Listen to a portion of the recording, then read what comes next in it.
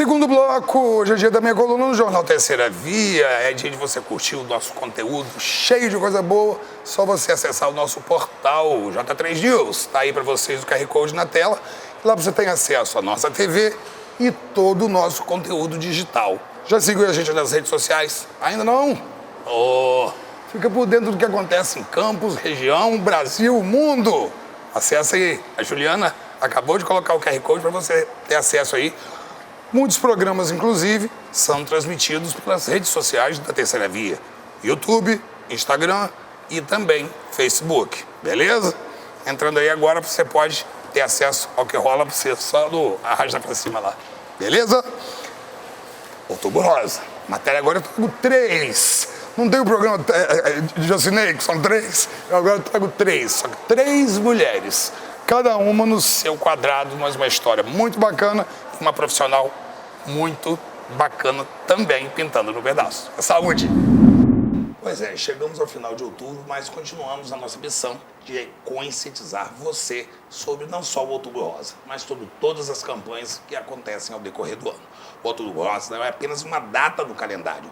A campanha que hoje é realizada no mundo inteiro tem um objetivo muito maior: divulgar informação sobre o câncer de mama e fortalecer as recomendações do Ministério da Saúde para prevenção, diagnóstico precoce e rastreamento da doença. Hoje nós temos uma mesa aqui de responsa. Girlane Rodrigues, minha parceirinha, tá? Obrigada, mais uma vez. Sempre prazer ter você. Obrigada. Tá, beijão. Você eu não vejo nunca. Ui, prazer. Minha mestre Cuca, a doutora Maria Nagini. Aqui você causou um rebuliço no meio médico na culinária. Que coisa boa, gente. gente. Você arrebentou com a lagosta, agora você é convidada a voltar. Por favor, pode convidar, Então tá bom. só marcar. Gerlane está convidada Estou a ir comer. convidada a experimentar, exatamente. Quero degustar. Doutora, o câncer de mama é o segundo tipo mais frequente da doença no mundo e mais comum entre as mulheres, isso a gente já sabe. No Brasil, maiores taxas de incidência de mortalidade estão nas regiões Sul e Sudeste. A que atribui isso? Fábio, na verdade a gente vê isso no padrão de primeiro mundo. Então, Estados Unidos, Europa, a gente tem o câncer de mama ultrapassando outros tipos de câncer. E se você pensar direitinho, Sul, Sudeste são locais que são mais, assim, as pessoas vivem mais na cidade, os hábitos são mais... São outros. Não existe essa cultura do estilo de vida, sim, né? Sim. E isso vai mudando também as questões das doenças. Então, as doenças mais prevalentes passam a ser essas que são relacionadas ao estilo de vida mesmo. Eu tenho um dado aqui que, segundo pesquisas, não há uma causa única para o câncer de mama. Diversos fatores de risco estão relacionados entre eles: comportamentos, tá? Ambientais, aspectos de vida reprodutiva e hormonais, hereditário, ou seja, genética. E queria que você pudesse falar um pouquinho sobre isso aqui, que a gente fez uma síntese. É porque quando a gente fala em câncer de mama, na verdade, a gente tem vários cânceres no mesmo tipo, né? O câncer de mama não é uma unidade, uma coisa única que seja tratado de uma maneira única também. A gente hoje em dia sabe que existem os subtipos tumorais, então alguns deles têm melhor prognóstico, pior prognóstico. Hoje em dia a gente não tem só o câncer estabelecido invasor, a gente tem um câncer in situ, por exemplo, que ele está só na mama. Então, na verdade, essas alterações, a gente tem alguns que são de cunho genético, que são os mais comuns, pacientes mais jovens, históricos familiares que a gente conhece. Tem algumas pacientes que às vezes a gente vê que tem um tumor em idade precoce que não tem histórico familiar. Na verdade, provavelmente a gente ainda não conhece a genética desse tumor. Exatamente. Então, a genética em si, o DNA foi desvendado há pouco tempo. Então, a gente não tem todas as respostas que gostaria. E todos os casos são cirúrgicos? De câncer, a partir do momento que a gente tem o diagnóstico, já tem uma linha nova agora de procedimentos minimamente invasivos, tá? Que ainda não está, obviamente, tem alguns estudos muito promissores, mas a gente ainda não tem documentado que o câncer vai ser ainda feito dessa forma. Já tem muita coisa legal, mas assim, ainda não. Já avançamos um bocado, mas ainda precisa avançar mais, né? Sim, e a ideia é que o tumor seja retirado para evitar que aquilo ali vire outras coisas e que ele aumente. A gente ainda não tem essa segurança toda em tratar só, por exemplo, com quimioterapia e radioterapia. Eu posso fazer essa pergunta porque participei do seu lado o tempo todo. Quanto tempo de tratamento e de descoberta até agora? O que mudou na sua vida? Tudo. Vira do avesso. O diagnóstico vira a gente do avesso. Coitada, eu acho que, para mim, foi em agosto do ano passado, uma suspeita até fechar o diagnóstico, Ana Maria. Foi um parto, foi em outubro, e ela rapidamente já entrou solicitando a cirurgia, e eu fiz a cirurgia dia 24 de novembro. E depois, né, de todo o processo, é que a gente inicia o tratamento. O meu protocolo foi o tamoxifeno. Graças a Deus, eu não tive outras opções, não tive outros tratamentos. Ela fez a mastectomia completa, né? Ela retirou as 2 mamas. Você optou por isso ou foi uma coisa que partiu dela? A gente sempre faz uma decisão em conjunto, sabe, Fábio? Não tem uma resposta única. Então, não tem... É muito importante essa pergunta, Isso, porque as e é pessoas importante perguntam também ver muito. da perspectiva da paciente, Claro. a questão cirúrgica, porque existem pacientes que elas têm um senso estético diferente, Sim. elas querem alguma coisa específica, e se a gente consegue compor aquilo com segurança oncológica, ou seja, se eu consigo fazer uma cirurgia que tenha segurança, que eu consiga deixar ela bem e que eu consiga, né, ficar ali no meio do caminho, a gente tenta fazer dessa esse forma. meio campo, né? Sim. Gi, você, queria perguntar para você o seguinte, além de trazer um impacto físico, te impactou emocionalmente? Muita coisa. Eu acho que foi o maior impacto na minha vida, foi essa questão emocional. Graças a Deus eu tive acesso a tratamento multiprofissional com psicólogo, eu pude fazer terapia, que me ajudou muito a viver essa fase, porque é uma mudança, como a Patrícia falou, geral na sua vida, como se você realmente virasse pelo avesso, como se você se tornasse outra pessoa, você se vê com outros olhos. É um diagnóstico que você pensa que você vai morrer. Então, é tudo também muito assim, vai chegando de novidade na sua vida, você vai aprendendo a lidar com todos aqueles sentimentos de uma vez só. E aí Sentimentos múltiplos, né, cara? Sim, múltiplos. Você tem que lidar com as suas próprias emoções. São novas emoções que vão surgindo a cada dia, a cada notícia, a cada novidade que acontece na sua vida. Muito rápido.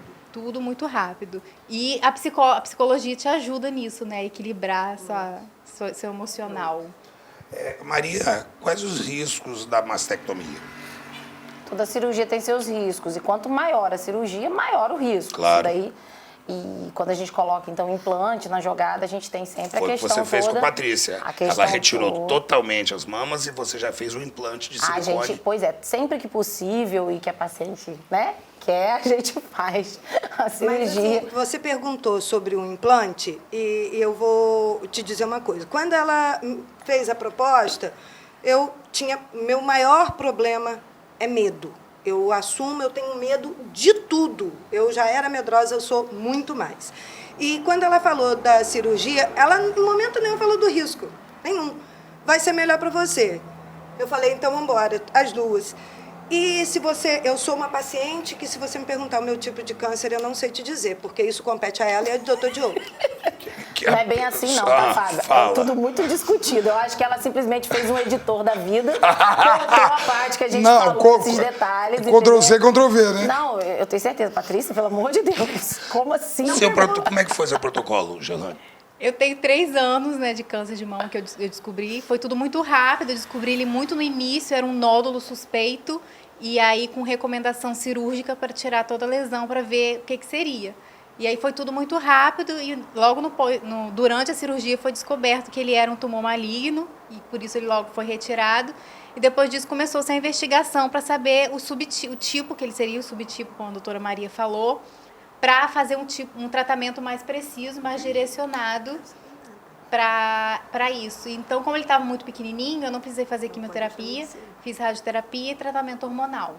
Bacana, vocês vão ver uma matéria que eu vou trazer no próximo bloco, vou trazer a Karine no próximo bloco, ela vai bater um papo comigo, tão lindo, uma história de vida incrível, a Karine vai estar comigo, vocês fiquem ligadinhos no programa que tá incrível, ó, chega a me emocionar. Maria, fala uma coisa para mim, qual o momento mais adequado para a reconstrução da mama após a cirurgia? Fábio, o momento adequado, se a paciente tiver condição clínica, é imediato. Ou seja, a gente já faz o procedimento. O que seria a condição clínica? paciente que não tem maiores comorbidades. Por exemplo, a paciente que fez quimioterapia, ela tem que estar bem para a gente propor uma cirurgia um pouquinho maior, com reconstrução associada. Mas é muito importante que, se houver condições, e geralmente tem, que seja feita a reconstrução imediata. Porque é muito melhor, o tecido fica mais viável, o resultado, grande parte das vezes, é isso que eu melhor. ia perguntar, o Às vezes resultado. não dá para fazer tudo de uma vez só, a gente faz, não fica 100%. E depois que todo procedimento de adjuvância, né, os tratamentos finalizam, a gente pode fazer alguns ajustes, que a gente chama de refinamento. Então, às vezes, a cirurgia não é única, a gente faz e depois a gente faz algum A refinamento. pessoa que do seu lado precisa de refinamento? Se ela desejar, a gente pode tentar melhorar o resultado. Ela já falou, não vê que não tem. Não, e só um adendo aqui. Mãos abençoadíssimas. A mama fica perfeita, hein, Ai, gente? Qual foi a técnica que você fez? Reconstrução. Reconstrução não, Você fez quadrante. Quadrante. Faz segmento. segmento com Sentinela. conservadora. Cirurgia conservadora. Cirurgia conservadora. Como é que você vê o pós da Patrícia e da Gerlane? Assim, são cirurgias Diferentes, diferentes. completamente. Eu trouxe Isso. 2 casos distintos aqui. Toda vez que a gente consegue conservar a mama, a gente tem custos e benefícios, né? Claro. Existe a necessidade, sempre que se conserva a mama, a necessidade de fazer radioterapia. Ok. Então, o paciente precisa fazer a rádio. Você fez aí. E todas as vezes que a gente faz a retirada da mama, em alguns casos, precisa fazer a rádio. Ela não precisou.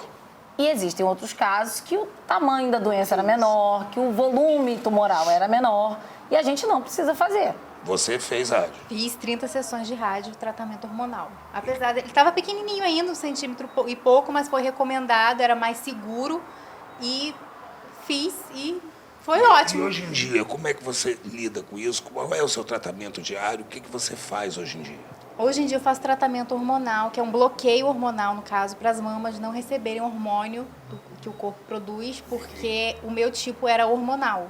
Então eu tomo um remedinho por dia. Vou tomar por 10 anos. Um dia, mas tá ótimo. Tá ótimo. tudo bem. E o seu?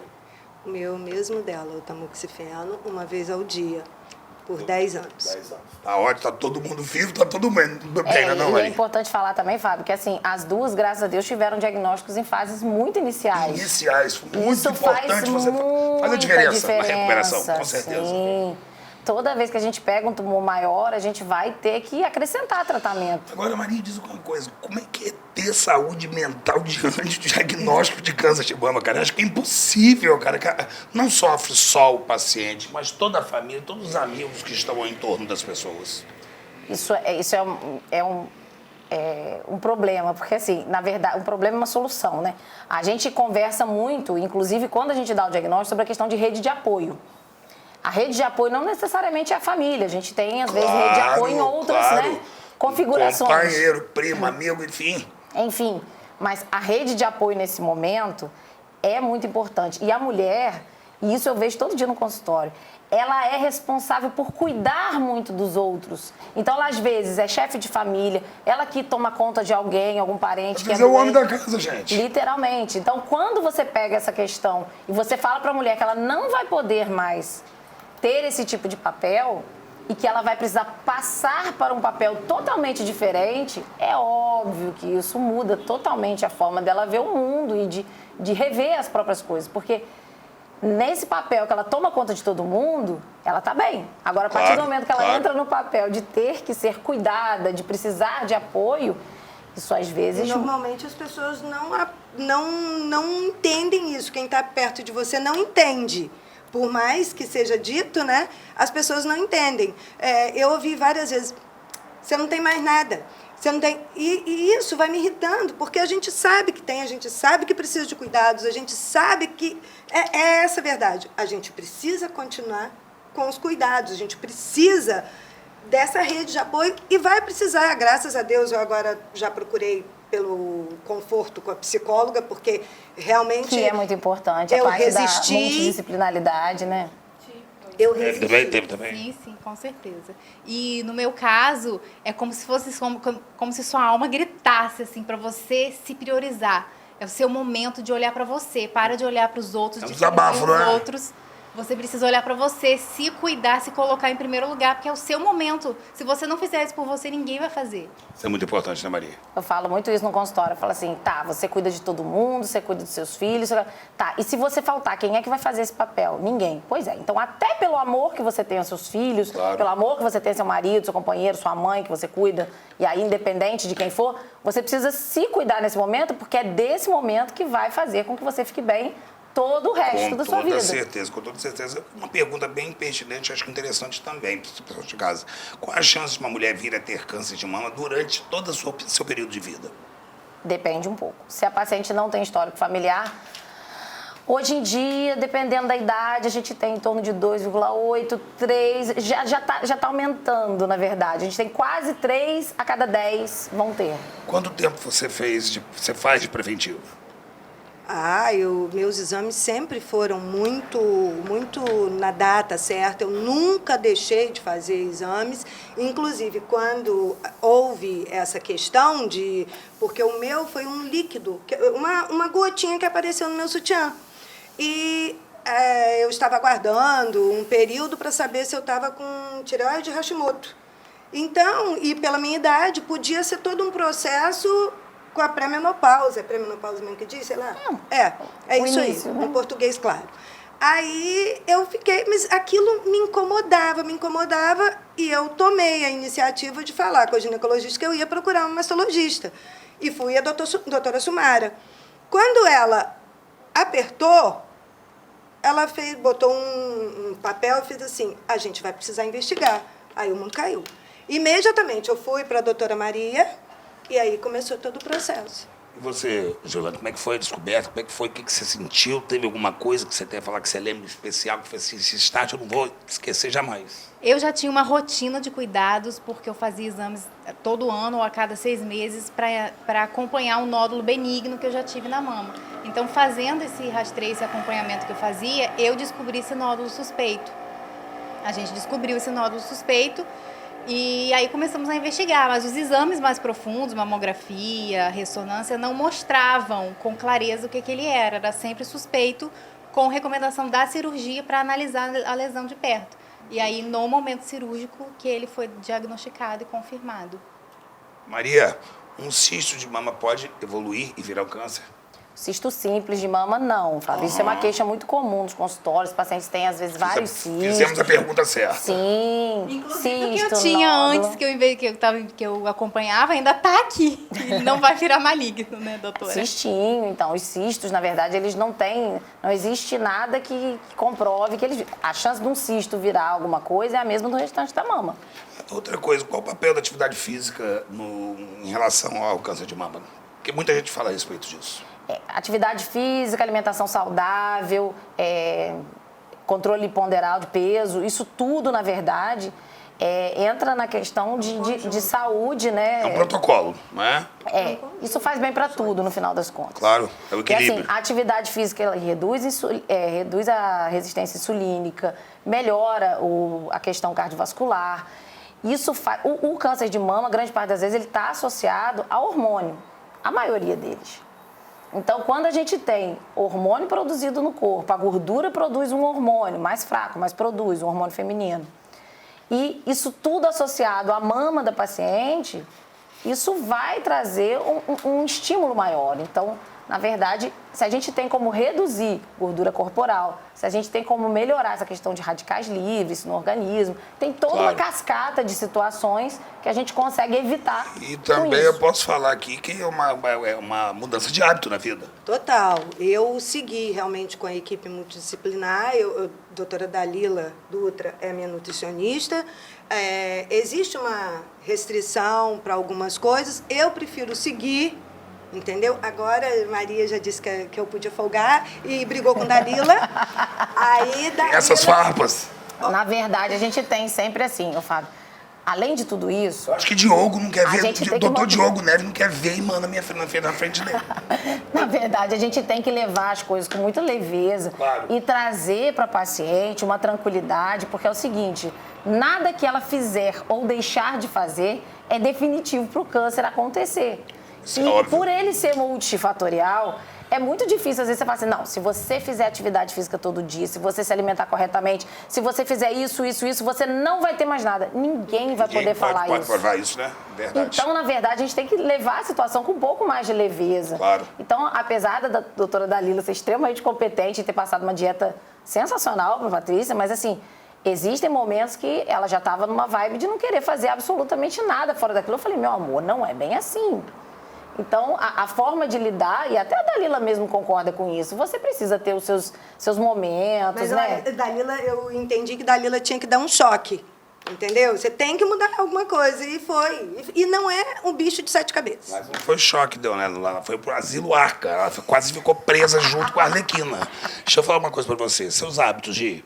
Então, essa questão que a doutora Maria falou é perfeito, porque antes de eu descobrir, eu já tinha um hábito de vida saudável. Você é endorfina puro, né, mulher? Endorfina, sempre foi endorfina. Quer dizer, antes não, mas assim, uns 5 anos, uns 4 anos antes de descobrir, eu já tinha uma rotina saudável de boa alimentação, atividade física, e ainda assim eu tive o câncer e descobri, mas isso foi bom, porque talvez se eu não tivesse essa rotina, teria sido um tumor maior, teria sido algo mais complicado. E depois, enquanto eu descobri e depois que eu tratei, eu continuei, tentei continuar, manter essa rotina na minha vida. Mais saudável, né? Saudável, tento até hoje. Graças a Deus. Olha, eu queria fazer mais 50 mil perguntas pra você, mas o meu cinegrafista está ali pra mim que o tempinho do cartão de memória tá acabando. Mas deixa eu falar uma coisa pra você, Maria. A prevenção é tudo? Pois é, prevenção, diagnóstico precoce, o paciente ter o autocuidado de estar sempre se avaliando, procurar um médico, ginecologista, o clínico. Vê uma coisa estranha no qualquer organismo, coisa no estranha corpo. no próprio corpo, independente se é na mama, tem que ser avaliado, entendeu, Fábio? A parte de mama, hoje em dia, a gente sabe que quando você palpa o tumor, a gente já perdeu um tempo muito importante. Então, Exatamente. a partir do momento que você faz seus exames de rotina, de acordo com a faixa etária, com o histórico familiar, Qual a indicação para começar a fazer o preventivo? tecnicamente, aos 35 de base, a partir dos 40 anual. Isso Ok. quando não tem histórico. Quando tem histórico, a gente precisa estar antecipando em alguns casos. Precocemente. Isso, fazer a cada 6 meses. Paciente em reposição hormonal, tem que fazer um screening diferente para câncer de mama. Então, assim, a gente tem algumas formas de tentar se antecipar o problema. Claro. Como a gente vê aqui, 2 casos, graças a Deus deu tudo certo, as pacientes 2 são sucessos e ótimas, resultados. felizes. Sinalizando lá pra gente. Então, assim, tá... Não ter medo, né? Não ter medo, né, doutora, de consultar. Exatamente. Tem que riscar essa palavra que eu não consegui ainda fazer. Mas vai conseguir, com toda certeza. Maria, amei você estar aqui, Obrigada, tá? Muito obrigado. também. Hoje é dia do médico, a gente vem gravar. Obrigada, Bota palmas aí, Juliana, pra Maria e aí pra todos os médicos que estão nos assistindo agora. Te espero na cozinha em breve, tá? Só convidar. E eu levo um presente pra você, vou guardar assim, ó. Que você vai Oba! amar. Você vai amar, tá joia? E eu vou degustar. Você faz parte do pacote. Vambora. Tá joia? Obrigada. Tá bom, sucesso, tá? Pra você também. Beijo grande. Prazer. Maria, Beijo, daqui a pouco a gente se vê, então vamos comer, tá bom? Turma, vamos rolar aí que tem uma parada pra falar pra vocês antes de acabar o bloco. Vou dar o play aqui agora, vou acionar a minha nave e partiremos pra Pilinca, porque lá na Sticks eu termino esse bloco com vocês. Pois é, estou aqui na Sticks, coração da Pilinca, para dar para vocês dicas. Presta atenção, a Copa vem aí. O Brasil joga no dia 24 de novembro. E eu, a partir de agora, vou dar dicas para vocês petiscarem aqui na Sticks. Sempre aberto para vocês curtirem. Tá rolando sambinha aos sábados, então vocês podem vir para cá que tem aquele samba gostoso. E a minha dica de hoje para vocês é o fishball. São as fishball. Me explique, Fábio. Uma bolinha de peixe, mas o recheio é tilápia puro. Vem acompanhado de um molhinho tártaro e você pode escolher o drink da sua opção. Combinando com fishball, claro que a caipirinha é tudo de bom. Ju, pra você, história. Tá bom, Juliana? O negócio é o seguinte. Meu piloto de prova, chega aqui. Vou dar pro meu... Ô, bichinho, vai, bichinho. Leva, bichinho. Leva, bichinho. Vai completo, bichinho. Bichinho, fica, nossa só. Com a butuca aqui. Não é de comer tudo, não, mas um peixinho, bichinho adora. Provou, Fabinho? Provou? Então vamos lá, hein? Então, pra vocês, opção, Copa vindo. Ó, já estamos no clima. Bandeirinha do Brasil que a Juliana colocou aqui em cima, ó. Pois é. Apesar da tá de rosa, a gente já tá em clima. Se Deus quiser, do X. Mas que o Brasil faça bonito e você faça bonito aqui nas Chiques. Vamos lá? Fishball, caipirinha. As Chiques, coração da pirinca. Vem pra cá.